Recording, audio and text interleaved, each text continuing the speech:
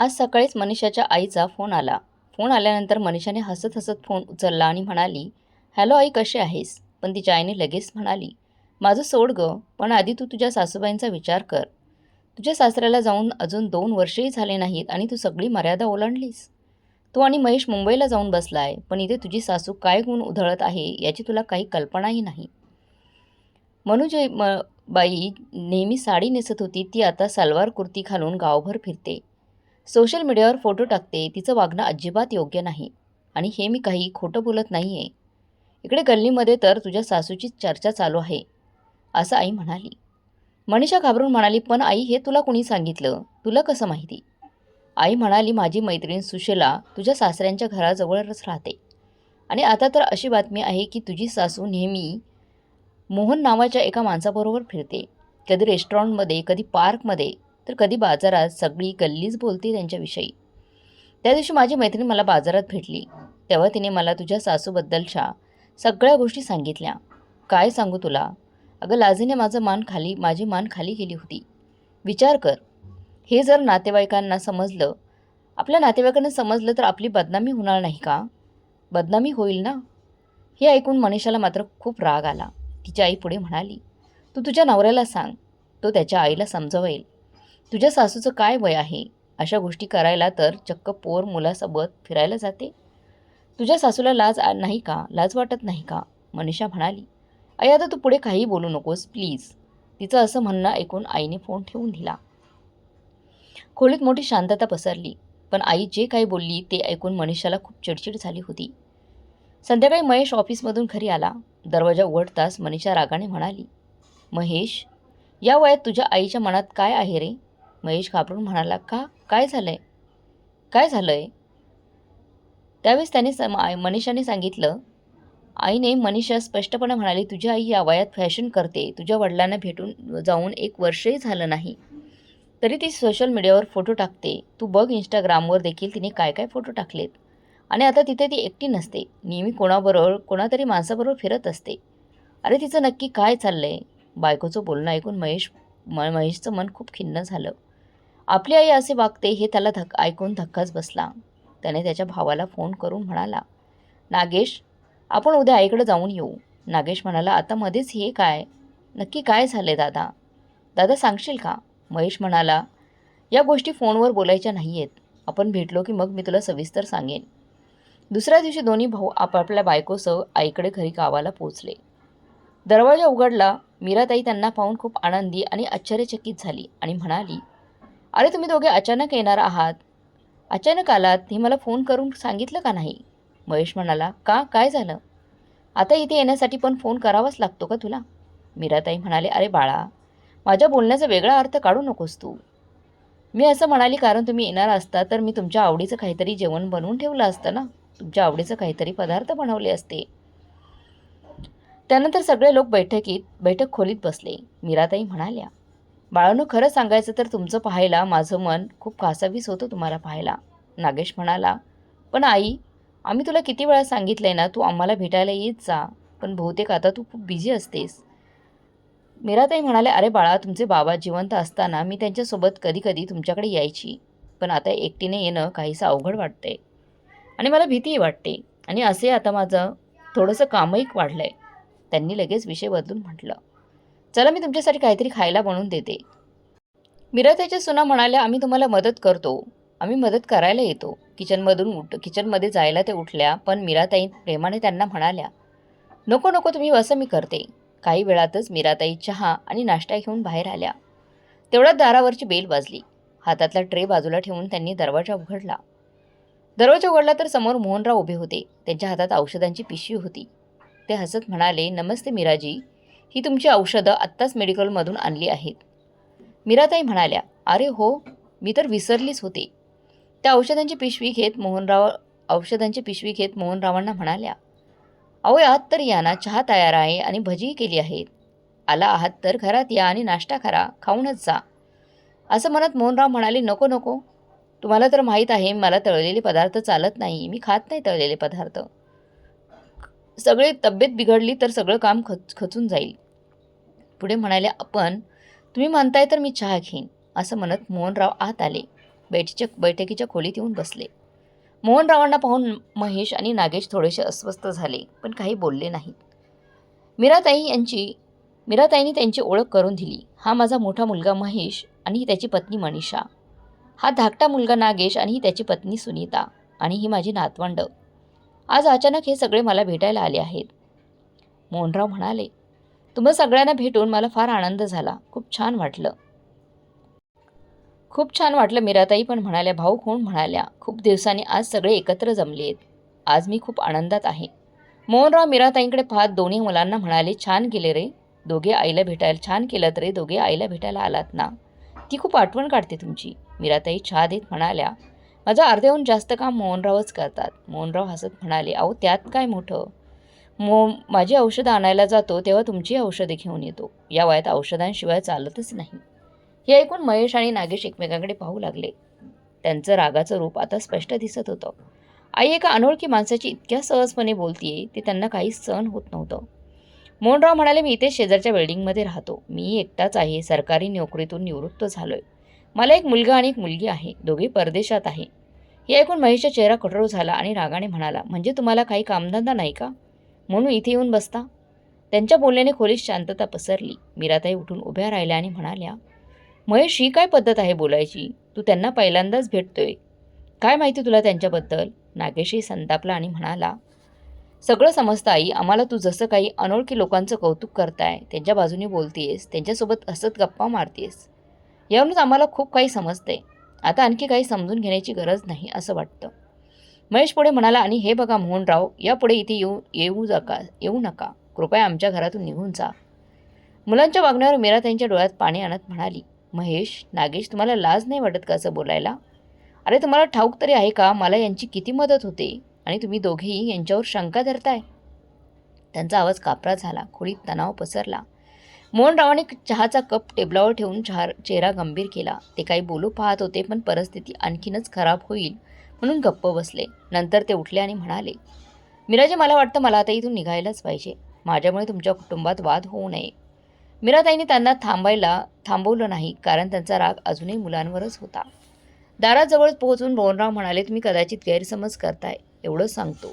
पूर्ण गोष्ट न समजून रागात कोणताही निर्णय घेऊ नका. हे सांगून ते निघून गेले. त्यानंतर महेश आईकडे गेला.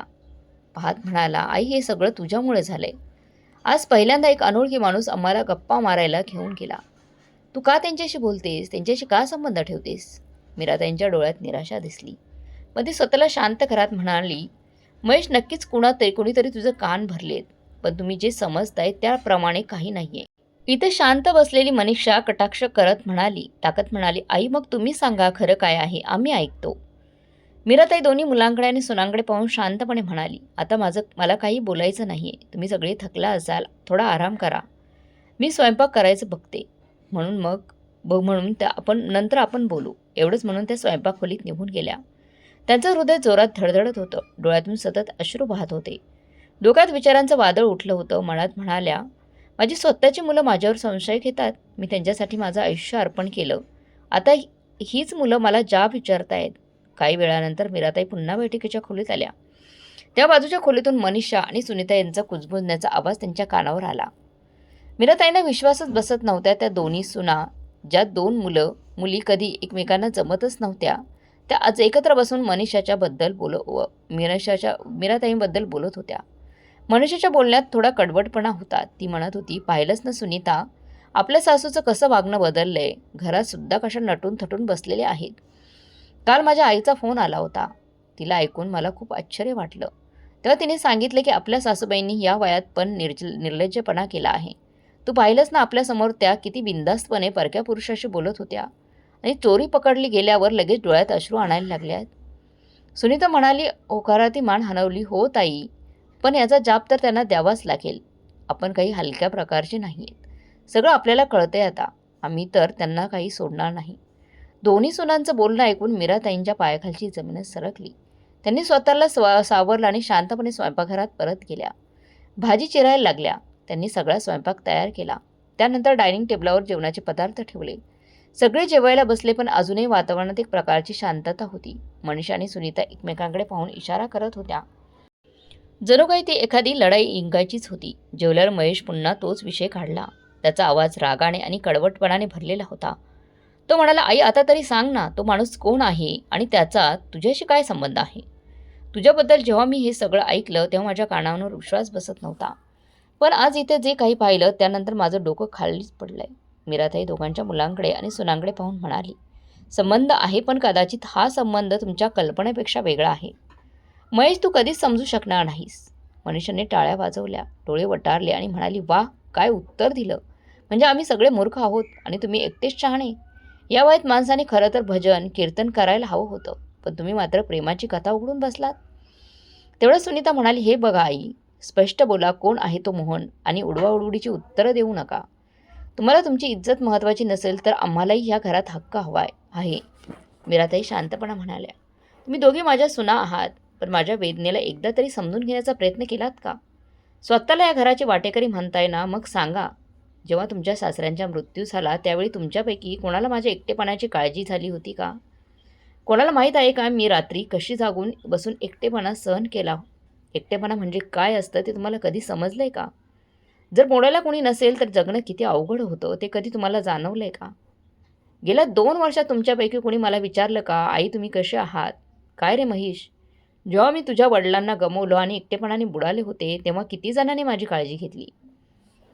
खोलीत सगळे शांत झाले. महेश आणि नागेश एकमेकांकडे पाहू लागले, पण त्यांच्याकडे काही उत्तर नव्हतं. मीराताईंनी दोन्ही मुलांकडे पाहिलं. त्यांच्या डोळ्यात खोल वेदना होती, पण चेहरा मात्र गंभीर होता. त्या दीर्घ श्वास घेत म्हणाल्या, महेश आणि नागेश, मला वाटलं होतं की तुमच्या वडिलांच्या मृत्यूनंतर तुम्ही मला म्हणाल, आई आमच्यासोबत चला. पण माझं मन गोंधळलं होतं. मी विचार करत होतो, जर मी मोठ्या मुलासोबत जायला होकार दिला तर धाकट्याला राखील, आणि जर धाकट्याबरोबर गेले तर मोठ्याला वाईट वाटेल, त्याला काही कमी महत्त्व देते असं वाटेल. तर रात्री मी हाच विचार बसली होती, जर कोणीतरी विचारलं तर मी काय उत्तर देणार? पण मला आश्चर्य वाटलं. तेव्हा वाटलं जेव्हा आपापल्या शहराला जायच्या एका दिवस आधी तुम्ही सगळ्यांनी आपापल्या बॅगा आधीच पॅक केल्या होत्या. तुमच्यापैकी कोणाच्याही तोंडून असं काही शब्द बाहेर आला नाही की आई तू एकटी कशी घरात राहशील, आम्हाला सोबत घेऊन जाऊया, आईलाही घेऊन जाऊया. तुमच्यापैकी कोणालाही असं वाटलं नाही की मला विचार करायला हवाय. जर मी घरातलं कुठलं तरी जुनं फर्निचर आहे ज्याला आहे तिथेच सोडून पुढे निघून जाता येतं. आता खोलीतील हवा देखील जड झाल्यासारखे वाटत होती. मीराताई म्हणाल्या, आणि त्या रात्री तुमच्या मामांनी तुम्हा दोघांना बोलावून सांगितलं होतं, आठवतं का? मामा म्हणाला होता, ही तुमची आई आहे, तुम्ही ठरवा कोण घेणार तिची जबाबदारी, कोण तिचा सांभाळ करणार. त्यावेळेस तर तुमच्या तोंडाला जसं छाप चावला होता, कुणी काही बोललं नाही. मनीषाचा श्वास वेगाने चालू होता. ती नजर चुकवत इकडे तिकडे पाहू लागली. मीराताई तिला पाहून म्हणाल्या, का गं मनीषा, आठवतं ना तो दिवस जेव्हा तू तुझ्या नवऱ्याला स्पष्ट सांगितलं होतं की आईनं माझ्या घरी आणायचा विचारही करू नकोस, मला प्रायव्हसी हवी, फ्रीडम हवं. आणि सासूबाईंना असं वातावरण ते शक्य नाही. तू असेही म्हणाली होतीस की तुमची आई अजून धडधाकट आहे, त्यांना कोणाचा आधार लागणार नाही. सांग, बोलली होतीस ना तू हे? आता का तुझं दातखुळी बसली? मनीषाचा चेहरा रागाने लाल झाला होता. ती स्वतःचा बचाव करत म्हणाली, मी म्हणजे ते आपलं. पण मीराने तिचं वाक्य अर्धवट थांबवलं आणि म्हणाल्या, जे तुझ्या मनात होतं तेच तू बोलली होतीस ना, हो ना? त्यानंतर त्या आपल्या धाकट्या सुनेकडे वळाल्या आणि म्हणाल्या, काय गं सुनीता, आठवते ना तू काय म्हणाली होतीस? आमचं घर 2 खोल्यांचं छोटंसं घर आहे, त्यात आई राहणार की आम्ही अधूनमधून आईंना भेटायला येऊ, पण आत्तापासून त्यांना सोबत ठेवायची गरज नाही. सांग, हेच म्हणाली होतीस ना तू?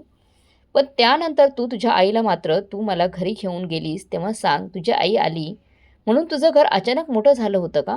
अजूनही तुझी आई तुझ्यासोबत राहते तेव्हा घर लहान वाटत नाही का? सुनीता म्हणाली, माझ्या आईची तब्येत खराब होती आणि तिचं सांभाळणं कोणीतरी करायला हवा होता. तुला माहीत आहे ना, तुम्हाला माहीत आहे ना, मला भाऊ नाही आहे. यावर मीराताईंनी शांतपणे उत्तर दिलं, तुझ्या आईला मुलगा नाही आणि तरी तिची नीट काळजी घेतली जाते, पण मला तर 2-2 मुलं असूनही मी निराधार राहिले. मीराताईंचे सरळ आणि टोचणारे बोलणं ऐकून सुनीता आणि मान खाली घालून बसली. मग मीराताईंनी भिंतीवर टांगलेल्या त्या जुन्या फोटो फ्रेमकडे पाहिलं. त्यात त्यांचा नवरा, दोघे लहान मुलं होती. त्या फोटोने त्यांच्या मनात खोल वेदना जागल्या. मागे वळून म्हणाल्या, त्यावेळेस मला एकटी सोडून जाताना तुम्ही म्हणाला होतात, आई आता तू एकटी आहेस तर स्वतःची काळजी घे, गरज लागली तर आम्ही येऊच. पण तेव्हा मला तुमच्या बोलण्यावर विश्वास बसत नव्हता. कधी वाटलं नव्हते की माझी मुलं इतक्या लवकर बदलतील. त्यांनी दीर्घ श्वास घेतला आणि म्हणाल्या, सुना परक्या घरातून येतात, त्यांच्यावर राग कसा करणार? पण तुम्ही दोघे माझेच आहात ना, माझ्या पोटची मुलं. त्यांच्यासाठी मी कितीतरी स्वप्न काढून टाकली असं म्हणत मीराताईंच्या डोळ्यात पाणी आलं. त्या म्हणाल्या, आठवतं का महेश, जेव्हा तुला देशातल्या सगळ्यात मोठ्या युनिव्हर्सिटीमध्ये शिकायचं होतं तेव्हा आपल्याकडे पैसे नव्हते. तुझ्या बाबांनी ठरवून नकार दिला होता. पण मला माहीत होतं तुझं स्वप्न खूप मोठं आहे, म्हणून मी पुढे मागे विचार न करता माझे सोन्याचे दागिने मोडले, एफडी मोडली, फक्त यासाठी की तू स्वतःच्या पायावर उभा राहू शकशील. हे ऐकून महेशचा चेहरा पांढरा पडला. तेव्हा मला वाटलं होतं की माझी मुले आमच्या वृद्धापकाळात आमचा आधार होती. पण ज्यांच्याकडून आधाराची अपेक्षा केली होती त्यांनीच आज माझ्या चारित्र्यावर बोट ठेवलं आहे. त्यानंतर त्यांनी नागेशकडे पाहिलं आणि म्हणाल्या, तुला आठवते का नागेश, जेव्हा तुझे बाबा तुझ्यासाठी मुली बघत होते आणि तू म्हणत होतास की तुझं सुनीतावर प्रेम आहे आणि ती तुला आवडते. एक परजातीच्या मुलीशी लग्न करण्यास बाबांनी परवानगी दिली नव्हती. ते अजिबात तयार नव्हते, खूप चिडले होते. तेव्हा तू माझ्याकडे रडत आला होतास आणि म्हणालास, आई जर माझं लग्न सुनीताबरोबर झालं नाही तर मी कधीच खुश राहू शकणार नाही. माझा आनंद सुनीताबरोबर आहे. तू बाबांना सांगितलं तेव्हा मी तुझ्यासाठी तुझ्या बाबांची विनवणी केली. मला कसं पटवायचं, कसं प्रोत्साहित करायचं की ते तुमच्या लग्नात सामील व्हावं. फक्त माझ्या मुलाला आनंदी ठेवण्यासाठी. मला तुमच्या आनंदापेक्षा मला काहीही हवं नाही. पण आज पहा तेच मुलं त्यांच्या आईची बदनामी करत आहेत. आणि त्या रडू लागल्या. त्यांनी डोळे पुसले आणि म्हणाल्या, मी इथे एकटी आहे. मला माहीत आहे की माझं आयुष्य कठीण आहे. पण मला काहीही सांगायचं नाही, कारण मी कधी त्यांना दुखवायचं नव्हतं तुम्हाला. मी स्वतः शिक्षण घेत राहिलो. मीरा, जास्त विचार करू नकोस. तुमची मुलं, ते म्हणायचे, तुमची मुलं तुमचे काम आयुष्य यात व्यस्त आहेत. स्वतःचं आयुष्य आहे ना. पण माझ्या मुलांनी माझ्यावर बोट उचलण्यापूर्वी एकदाही विचार केला नाही. याचं वाईट वाटतंय. आईला सांभाळणं तिची जबाबदारी नाही का, त्यांची जबाबदारी नाही का? असं म्हणताना मीराच्या डोळ्यात अश्रू आले. पण महेशचा राग अजूनही शांत झालेला नव्हता. तो खुर्चीतून उभा राहिला आणि जोरात म्हणाला, खरंय आई, तू आमच्यासाठी खूप त्याग केलाय, खूप कष्ट केलेत. पण याचा अर्थ असा नाही की आता तू जे काही करत आहेस ते करण्यासाठी मोकळी आहेस. मीराने महेशकडे पाहिलं आणि ठामपणे म्हणाली, महेश, तू मला जाब विचारत आहेस ना, मग ऐक. मग एक गोष्ट आठवते का तुला? जेव्हा तुझी तब्येत खूप खराब झाली होती तेव्हा मी तुला फोन केला होता आणि नागेशलाही फोन केला होता. तेव्हा तुम्ही दोघेजण म्हणालात की आई, सध्या आम्ही बिझी आहोत, वेळ मिळाला की तुझ्याकडे येऊ आणि नंतर तुला आमच्यासोबत घेऊन जाऊ. पण घेऊन जाणं तर दूरची गोष्ट आहे, तुम्ही एकदा फोन करून माझी विचारपूस देखील केली नाही. मी इतके आजारी पडले होते की मला अंगावरून उठायचंही वाटत नव्हतं. पण स्वयंपाक करायचं तर दूरची गोष्ट. मग मी शेजारी राहणाऱ्या लताला फोन केला. ती मला हॉस्पिटलला घेऊन गेली. डॉक्टरांनी माझी अवस्था पाहून मला ॲडमिट करायला सांगितलं. लता म्हणाली, किती वेळ माझ्यासोबत थांबणार? ती घरी गेली. तेव्हा मी हॉस्पिटलच्या बेडवर एकटीच होते. कुणीही विचारपूस करायला आलं नाही. हे सांगताच मीराच्या डोळ्यात पाणी आणून म्हणाली, पण त्या हॉस्पिटलमध्ये रोज सकाळ संध्याकाळ NGOचे काही लोक येत होते, जे गरजू लोकांना अन्न देत होते. मला सुद्धा जेवण मिळाले. मी त्यांना विचारल्यावर कळलं की ते एका NGOचे सदस्य आहेत, जे गरीब, निराधार आणि गरजू लोकांची मदत करतात. त्या सदस्यांपैकी एक होते मोहनराव. त्यांच्या कामामुळे मी खूप प्रभावित झाले. काही दिवसातच आमचं खूप चांगलं झालं, चांगली ओळख झाली. मी विचार केला की मी एकटी आहे, एकटेपणा सतत त्रास देतोय, त्यामुळे माझी तब्येत खरंच खालवली होती. मग मी ठरवलं की डिप्रेशनमध्ये जाण्यापेक्षा माझ्या आयुष्यात नवी दिशा ठेवायची. ठीक झालं, मी त्या NGOमध्ये सामील झाली. मानवतेची सेवा करणं मला खरंच खूप आनंद देत होतं. सगळ्यात मोठी गोष्ट म्हणजे जी घुसमट होती, जगणं सोडून दिलं होतं. बाहेर पडायला शिकले मी नंतर. आणि मोहनराव तर इथेच शेजारी राहतात, माझी छोटी मोठी कामे करतात. तुम्हाला तर त्यांचे आभार मानायला हवेत की ते तुमच्या आईची मदत करतायत. आईचे हे शब्द ऐकून नागेश परत रागाने पेटून उठला. म्हणाला, आई, याचा अर्थ काय आहे? त्यांनी मदत केली म्हणून का? म्हणजे याचा अर्थ असा की ते रोजच घरी येत राहतील? तुला ठाऊक आहे का बाहेरचे लोक तुझ्याबद्दल काय काय बोलत आहेत? त्यामुळे किती बदनामी होत आहे. आणि हे काय, तू आजकाल असे काय कपडे घालत आहेस? सलवार कुर्ता घालून फोटो सोशल मीडियावर टाकते आहेस. आई, नक्की काय चाललंय तुझं? मनीषाने नागेशकडे पाहिलं. तिच्या चेहऱ्यावर हसू होतं. तिला जणू ठाऊक होतं की मुलं आईला हा प्रश्न विचारणार आहेत. मीराताई म्हणाल्या, हो नागेश, मी सलवार कुर्ता घालते कारण बाहेर जाताना मला हे कपडे सोयीस्कर वाटतात. आणि सोशल मीडियाचं बोलतोस ना? हो हो, मी टाकतेच, फोटो टाकतेच. पण जास्त करून ते NGOच्या फोटो असतात जिथे मी काम करते, जेणेकरून जास्त लोक मदतीला हातभार लावतील. कधीकधी माझाही फोटो टाकते. त्यात काय चुकलं? आणि माझ्या सुनाई हेच करतात, तेही सोशल मीडियावर त्यांचे फोटो टाकतात. म्हणजे नाक पोळत म्हणाली, पण सासूबाई, तुमचं वय झाले, किमान मनाचं वय तरी ठेवा, भान ठेवा. मीराताई शांतपणे तिच्याकडे बघून म्हणाल्या, वय तर तेव्हाही झालं होतं जेव्हा मी या घरात एकटी पडले होते. वय तेव्हाही झालं होतं जेव्हा मी आजारी होते आणि लाचार होऊन हॉस्पिटलमध्ये पडले होते. तेव्हा तुमच्यापैकी कुणी माझ्या वयाची काळजी घेतली नाही आणि आता मी माझं आयुष्य जगायला लागले तेव्हा अचानक सगळ्यांना माझं वय आठवतंय. त्यांचं बोलणं ऐकून सगळं वातावरण शांत झालं. मीराताई पुढे म्हणाल्या, आणि मोहनरावांची गोष्ट करायची झाल्यास ते मला त्यांच्या गाडीतून NGOवर सोडून देतात आणि परत घेऊनही येतात. त्यामुळे माझा वेळ आणि पैसा दोन्ही वाचतात. लोकांना तर बोलायची सवयच असते. ती स्त्री जी शहराच्या चौकटीतच राहते तिच्यावरही बोट उचललं जातं. महेश पुन्हा रागाने म्हणाला, आई तू कितीही बोललीस तरी खरं सांगायचं तर तुझं असं वागणं आणि त्या माणसाची इतकी जवळीक पाहून आम्हाला थोडं लाज वाटते. मीराताई म्हणाल्या, लाज वाटायचं काय आहे? एखादी स्त्री पुरुषाशी बोलू शकत नाही का? एखादी स्त्री हसली, जगली, बाहेर गेली तर पुन्हा तो गुन्हा आहे का? जर मी आणि मोहनराव एकमेकांशी बोलतो, विचारपूस करतो, मदत करतो, त्यात काय चूक आहे? तुमच्या बायका ऑफिसला जातात, तिथे परक्या पुरुषांशी बोलतात, मीटिंग्स होतात, कॉर्पोरेट डिनर होतात, चेष्टा मस्करी होते. ते सगळं सोशल मीडियावर मांडलं जातं. मग माझ्या बाबतीत का नाही? बंधनं मी असं कसं काय? मनीषा आणि सुनीता दोघींचे चेहरे रागाने लाल झाले होते. मनीषा चिडून म्हणाली, आई हे काय उलटसुलट बोलताय? सुनीताही भडकली. म्हणाले, हो आई, तुम्ही तर आम्हालाच आरोपीच्या पिंजऱ्यात उभं करताय. मीराताईंच्या डोळ्यात एक क्षण स्थिरता आली. मग ते शांत आवाजात म्हणाल्या, का सुनबाई, मी तर फक्त तेच बोलले जे तुम्ही माझ्यासाठी बोलत आहोतात. ज्या मापदंडाने तुम्ही माझी मर्यादा ठरवत आहात त्याचाच उपयोग मी तुमच्यासाठी केला तर टोचतं का? मी म्हणाली, मोहनराव माझे मित्र आहेत. आणि लगेच तुम्ही माझ्या चरित्र्यावर बोट ठेवलं. पण तेच बोलणं, तेच वागणं तुम्हीही करता. तेव्हा ती गरज वाटली. मी कधीच नाही म्हटलं की तुम्ही चुकताय. तुम्ही ऑफिसला जाता, काम करता, मला त्यांचा अभिमान आहे. पण मला माझ्या नव्या आयुष्याचा विचार करायला द्या. जेव्हा मी हॉस्पिटलमध्ये एकटी होते तेव्हा कोणी विचारलं नाही की आई तू जिवंत आहेस ना? आणि आज मी पुन्हा माझं आयुष्य विणायला लागली आहे तर तुम्हाला त्रास होऊ लागला आहे. महेश स्वतःला सावरत म्हणाला, आई आम्ही हे सगळं तुझ्या काळजीसाठी बोलतोय. त्याचं बोलणं ऐकून मीराताई थोड्या हसल्या आणि म्हणाल्या, मला माहीत आहे तुम्हाला किती काळजी आहे माझी. त्यानंतर म्हणाल्या, आता मला कोणावरही भार वाटू द्यायचा नाही, देऊ नका. मला माझ्या नव्या आयुष्यात जगायचं नाही आहे. मला माझ्या नव्या आयुष्यात जगायचं आहे. मला नवी ओळख मिळाली आहे. संस्थेतील लोक मला मान सन्मान देतात, प्रेम करतात. आणि मोहनराव, ज्यांच्याबद्दल तुम्हाला अनेक प्रश्न आहेत, त्यांनी त्या काळात माझा हात धरला जेव्हा तुम्ही सगळ्यांनी माझा हात सोडला. आता मला घुसमटून राहायचं नाही आहे. मला मोकळेपणाने कोणत्याही अटी शर्तीशिवाय जगायचं आहे. जसं माझ्या मुली त्यांच्या घरात त्यांच्या आयुष्यात कुणाची दखल न घेत स्वातंत्र्य जपतात, तसं मला देखील माझं स्वातंत्र्य खूप आवडतं. मी आता ती मीरा नाही जी प्रत्येक वेळी आता मी ती व्यक्ती आहे जी आधी घराच्या दाराजवळ उभी राहायची, पण आता मीच आहे जी इतरांच्या आयुष्यात आनंदाचे दरवाजे उघडणार आहे. तुम्ही मला भेटायला आलात त्यामुळे मला खूप आनंद झाला, पण माझं आयुष्य कसं जगायचं हे ठरवण्याचा अधिकार फक्त माझाच आहे. मला नीट माहीत आहे की माझ्या 2 मुलांमध्ये आणि 2 सुनांमध्ये माझ्यासाठी काहीच नाही. त्यांना माझ्यावर राहायची इच्छा नाही. जर कधी ते मला सोबत ठेवायला म्हणाले तर ते मला फक्त एक ओझं म्हणून पाहतील. त्यामुळे मी ठरवलं की शरीरात श्वास आहे तोपर्यंत मी संस्थेची मनापासून सेवा करत राहीन. आणि आयुष्याच्या शेवटच्या टप्प्यावर जेव्हा शरीर सोबत राहणार नाही तेव्हाही त्या संस्थेत राहून उरलेलं आयुष्य घालवेन, असं म्हणून मीराताई आपल्या खोलीत निघून गेल्या. त्यांच्या आवाजात एवढा ठामपणा होता की महेश, नागेश, मनीषा आणि सुनीता सगळे दंग होऊन ऐकत उभे राहिले. खोलीत इतकी शांतता पसरली होती की श्वासाचा आवाजही ऐकायला येत होता. महेश आणि नागेश एकमेकांकडे पाहू लागले, पण बोलायला शब्दच नव्हते. मनीषा आणि सुनीता दोघी शांत होत्या. मीराताईंचे शब्द अजूनही त्यांच्या कानात गुंजत होते. जणू कोणीतरी त्यांच्यासमोर सत्याचा आरसा धरून ठेवला होता.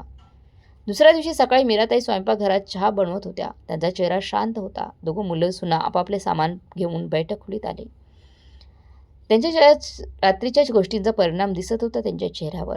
ते निघाले. मीराताई त्यांकडे शांतपणे पाहत होत्या, पण काही बोलल्या नाहीत. त्यानंतर दारावरची बेल वाजली. मीराताईंनी दरवाजा उघडला तर बाहेर मोहनराव उभे होते. मीराताई थोडा संकोचात म्हणाल्या, काल मुले थोडी रागात होती म्हणून मी तुम्हाला काही सांगितलं नाही. आज विचार केला, चला थोडी चर्चा करू. कदाचित काही गैरसमज दूर होतील. त्यानंतर त्यांनी पाहिलं की मुलं आणि सुना आपापल्या सामानासह शांतपणे घराबाहेर निघाला आहेत. मीराताईंनी दीर्घ श्वास घेतला आणि सर्वांकडे बघत म्हणाल्या, राहू द्या. मोहनरावांना समजवण्याची गरज नाही. मला वाटत नाही तुमच्यामुळे त्यांना काही फरक पडेल. हे लोक तेच विचार करतील जे त्यांना करायचं आहे. तुम्ही आरामात बसा, मी चहा बनवून आणते, असं म्हणून मीराताई स्वयंपाकघरात गेली. दोन्ही मुलं आणि सुना आपापल्या मुलांना घेऊन शहराकडे निघून गेले. तर मग मित्रमैत्रिणींनो, तुम्हाला मीराताईच्या एकटेपणाचा आणि मोहनरावांची त्यांना मिळालेली साथ याबद्दल तुमचं काय मत आहे? आणि मुलांनी त्यांना दिलेला दोष, मीराताईंनी त्यांचं मांडलेलं परखड उत्तर, हे काय योग्य आहे का अयोग्य आहे कमेंट बॉक्समध्ये मला नक्की कळवा. आणि कथा चांगली वाटली असेल तर लाईक शेअर सबस्क्राईब नक्की करा. भेटूया पुढच्या कथेमध्ये. तोपर्यंत धन्यवाद.